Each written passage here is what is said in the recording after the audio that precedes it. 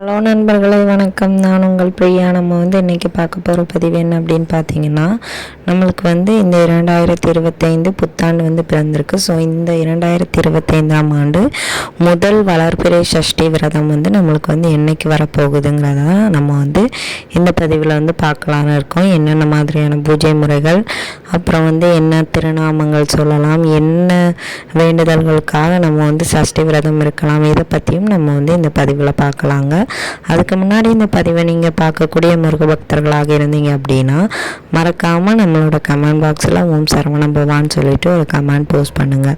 இது வரைக்கும் நம்ம சேனலை நீங்கள் சப்ஸ்கிரைப் பண்ணாமல் பார்த்துட்டு இருந்தீங்க அப்படின்னா மறக்காமல் சப்ஸ்கிரைப் பண்ணி நம்ம சேனலுக்கு சப்போர்ட் தாங்க. நீங்கள் தரக்கூடிய சப்போர்ட் நம்ம சேனல் க்ரோத் ஆகிறதுக்கு ரொம்பவே ஹெல்ப் பண்ணும்.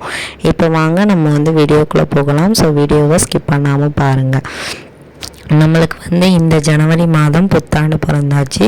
ஸோ 2025ஆம் ஆண்டு தொடர்ந்து நம்ம 2 நாட்களை வெற்றிகரமாக கடந்து 3வது நாளில் அடி எடுத்து வச்சுருக்கோம். ஸோ நம்மளுக்கு இந்த வளர்பிறை சஷ்டி என்றைக்கு வருது அப்படின்னு பார்த்தீங்கன்னா வரக்கூடிய ஜனவரி 5 ஞாயிற்றுக்கிழமை அன்னைக்கு வருதுங்க. ஸோ இந்த வளர்பிறை சஷ்டியில் நம்ம என்னென்ன வேண்டுதல்களுக்காக நம்ம சஷ்டி விரத பூஜைகள் மேற்கொள்ளலாம் அப்படின்னு பார்த்தீங்கன்னா, நீங்கள் நல்லா சிறப்பாக ஒரு தொடக்கத்திற்கான விஷயத்திற்காக நீங்கள் இந்த வளர்பிறை சஷ்டியை தேர்ந்தெடுக்கலாம். அதாவது தொடக்கமான விஷயம்னா அப்படி என்னங்க அப்படின்னு நீங்கள் கேட்கலாம். குழந்தை பாக்கியம். ஒரு குடும்பம் அடுத்த ஜென்ரேஷன் பார்க்க போகுது, அடுத்த தலைமுறை பார்க்க போகுது. அது ஒரு வளர்ச்சி. அதே மாதிரி ஒரு தொழிலில் ஒரு முன்னேற்றம் தேவை, அதுவும் ஒரு வளர்ச்சி தான். அதே மாதிரி படிப்பு விஷயமாக இருந்தாலும் சரி, திருமண விஷயம், நம்ம குடும்பத்தில் இன்னொரு நபர் குடும்பம் பெருக போகுது. ஸோ இந்த மாதிரி நல்ல காரியங்களுக்காக, சுப காரியங்களுக்காக நீங்கள் இந்த வளர்பிறை சஷ்டியை தேர்ந்தெடுக்கலாம். முக்கியமாக குழந்தை வர வேண்டுபவர்கள் இந்த வளர்பிறை சஷ்டியை தேர்ந்தெடுத்தீங்க அப்படின்னா கண்டிப்பாக குறைந்தபட்சம் ஒரு 6 இல்லை 7 சஷ்டி முடிகிறதுக்குள்ள உங்களுக்கு கட்டாயமாக குழந்தை பாக்கியம் முருகப்பெருமான் கொடுத்துருவார். அதற்கு சாட்சி நான் தான். நான் ஒரு 2-3 வருடங்கள் எனக்கு கழித்து தான் எனக்கு என் குழந்தை கிடைச்சாங்க. நான் கரெக்டாக 5 சஷ்டி விரதம் இருந்தேன், வளர்பிறை சஷ்டி. எனக்கு என்னோடய குழந்தை 6வது சஷ்டியில் தங்கினாங்க.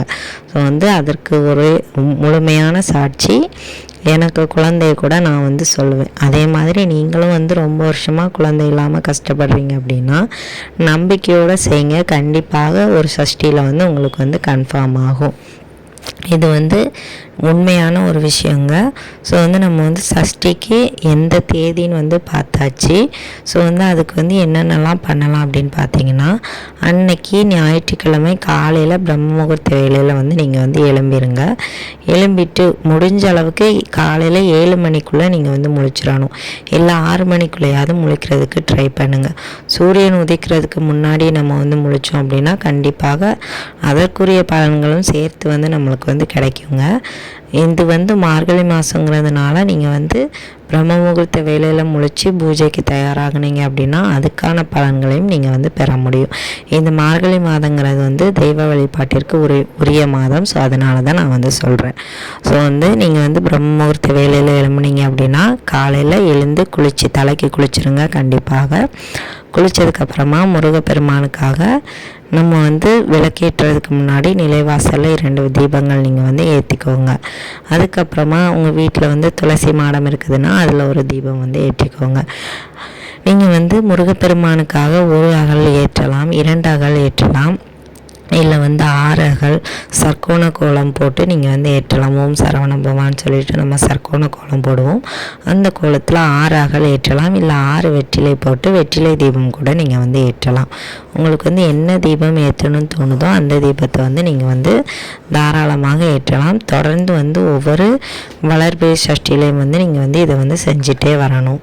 அப்போ உங்களுக்கான பலன்கள் நிறைவேறுவதை உங்களால் கண்கூடாக பார்க்க முடியும். நம்பிக்கை மிகவும் அவசியம். ஸோ அதுதான் ரொம்ப முக்கியம். நம்ம சஷ்டி விரதம் இருக்கிறது பெரிய விஷயம் இல்லை, எந்த அளவுக்கு நம்பிக்கையோடு இருக்கிறோங்கிறதையும் நம்ம முருகப்பெருமான் பார்த்துட்டே தான் இருப்பார். அவர் நம்ம நம்பிக்கையாக பூஜையாக மாற மாற அவரோட பக்தர்களாக வந்து நம்மளை மாற வைப்பார். அதுவும் நம்ம வந்து உணர முடியும். அவர் வந்து அவரோட கோவிலுக்கு அவரே வந்து கூப்பிடுவார்.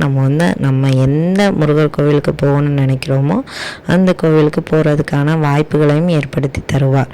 ஸோ வந்து இதெல்லாம் வந்து நடக்குங்க. இந்த மாதிரி மிராக்கள்லாம் கண்டிப்பாக நடக்கும் முருக பக்தர்களுக்கு.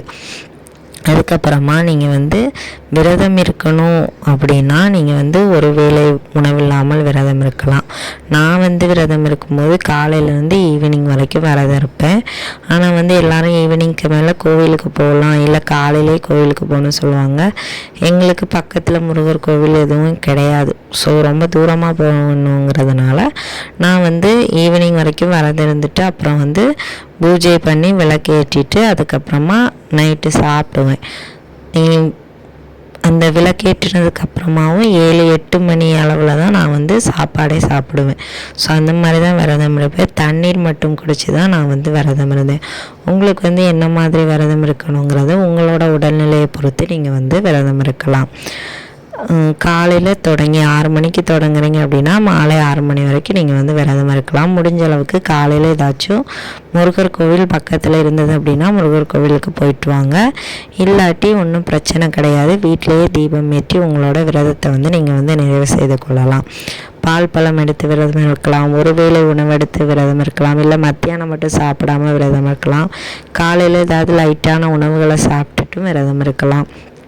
இட்லியோ 2 சப்பாத்தியோ பூரியோ ஏதாச்சும் உங்களுக்கு பிடிச்சமான உணவுகளை வந்து சாப்பிட்டுட்டு விரதம் இருக்கலாம். அன்றைக்கி முடிஞ்ச அளவுக்கு விரதம் இருக்கிறவங்க வந்து நான்வெஜ் எதுவும் எடுக்கக்கூடாது, தெரிஞ்சிருக்கும் உங்களுக்கு.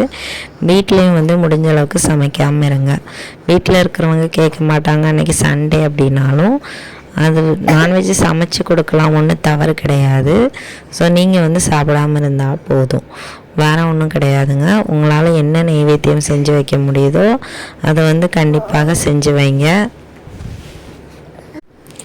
பால் பாயாசம், சர்க்கரை பாயாசம், இல்லை 6 வகை கூட்டு வச்சு ஏதாவது உணவு செஞ்சு வைக்கலாம். இல்லாட்டி வந்து பாயாசம் பப்படத்தோடு சாப்பாடு செஞ்சு வைக்கலாம். நீங்கள் நைவேத்தியமாக வைக்கக்கூடிய அந்த உணவை வந்து சாப்பிட்டு உங்களோட விரதத்தை வந்து நீங்கள் வந்து நிறைவு செய்து கொள்ளலாம். நீங்கள் வந்து உங்கள் கணவர் வந்து வெளியே எங்கேயாச்சும் வேலை செஞ்சாலும் நீங்கள் வந்து கணவன் மனைவி 2 பேரும் சேர்ந்து விரதம் இருக்கும்போது இந்த விரதத்திற்கான பலன்கள் வந்து உங்களுக்கு வந்து முழுமையாக கிடைக்கும். அவர் வந்து வெளியே வேலை செஞ்சாலும் பிரச்சனை இல்லை, அவங்கள வந்து அங்கே விரதம் இருக்க சொல்லுங்கள். நீங்கள் இங்கே வந்து விரதம் இருந்து பூஜைகள் எல்லாம் நீங்கள் வந்து இங்கே வந்து பண்ணிக்கோங்க. அதுக்கப்புறமா என்ன மாதிரியான மலர்கள் கிடைக்குதோ அதை கொண்டு அலங்காரம் பண்ணிவிட்டு உங்களுக்கு வந்து என்ன மாதிரியான கந்த சஷ்டி கவசம் வந்து பாராயணம் பண்ணுங்கள், இல்லை வேல்மாறல் வந்து படிங்க. இல்லை அது எதுவுமே படிக்க முடியல அப்படின்னாலும் ஓம் சரவண பவாங்கிறத வந்து 108 முறையாவது சொல்லுங்கள். உங்களால் எவ்வளோ தூரம் சொல்ல முடியுதோ அந்த அளவுக்கு பலன்களும் உங்களுக்கு வந்து முழுமையாக கிடைக்கும். இந்த பதிவு வந்து உங்களுக்கு வந்து கண்டிப்பாக உபயோகமாக இருக்கும்னு நினைக்கிறேன். உபயோகமாக இருந்துச்சு அப்படின்னா லைக் பண்ணி ஷேர் பண்ணுங்கள். மறக்காமல் நம்மளோட சேனலை சப்ஸ்கிரைப் பண்ணி சப்போர்ட் பண்ணுங்கள். இந்த வீடியோவின் முழு பதிவை பார்த்ததற்கு மிக்க